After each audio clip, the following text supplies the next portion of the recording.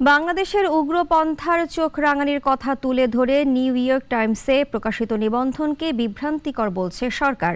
আর BNP বলছে পরাজিত শক্তি new York টাইমসে মিথ্যা তথ্য দিয়ে রিপোর্ট করিয়েছে। বাংলাদেশ যখন নিজেকে পুনরাবিষ্কার করছে, সূচনা দেখছে ইসলামী উগ্রপন্থীরা, এমন শিরোনামে মঙ্গলবার একটি নিবন্ধ ছাপায় যুক্তরাষ্ট্রের সংবাদ মাধ্যম নিউ ইয়র্ক টাইমস। এমন সংবাদের প্রতিবাদে নয়াপল্টনে কেন্দ্রীয় কার্যালয়ে বিএনপির সিনিয়র যুগ্ম মহাসচিব রুহুল কবির রিজভী বলেন, ফ্যাসিবাদের দোসররা হাজার হাজার কোটি অবৈধ টাকার মালিক। তাদের অবৈধ টাকা ব্যবহার করে বাংলাদেশকে কলঙ্কিত করার চেষ্টা করছে একটি গোষ্ঠী। যারা পরাজিত শক্তি, সেই পরাজিত শক্তি এবং তাদেরকে যারা মদত দেয়, তাদের যৌথ প্রচেষ্টা এর মধ্যে থাকতে পারে।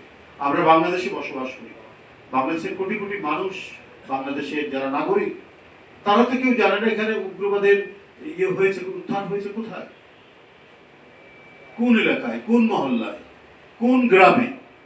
কুমিল্লায় গণ অভ্যুত্থানের শহীদদের কবর জিয়ারত করেন তথ্য উপদেষ্টা।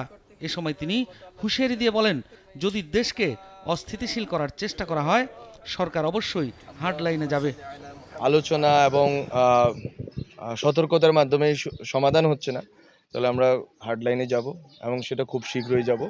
যদি আমাদের সেই পরিস্থিতি আসে এবং আমাদের কথা যদি বিভিন্ন কমিউনিটি যদি না শুনে এবং আমাদের সাথে যে ডায়ালগের সম্পর্কটা যদি রক্ষা না করে, একটা রাষ্ট্রের যেই সুযোগ অনেকেই পেয়েছেন, কিন্তু সুযোগের যদি সদ্ব্যবহার না করে যদি কেউ সুযোগের যদি দুর্ব্যবহার করেন এবং যদি সুযোগ কাজে লাগিয়ে যদি দেশকে অস্থিতিশীল করার চেষ্টা করেন, আমরা অবশ্যই হার্ড লাইনে যাব।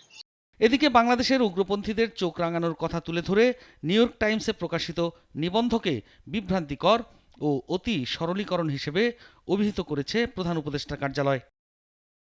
সাইফুল শাহিন, নাগরিক, ঢাকা। ওয়ালটন আবারও মিলিনিয়ার অফারে ওয়ালটন ফ্রিজ কিনে আপনিও হয়ে যেতে পারেন মিলিয়নিয়ার।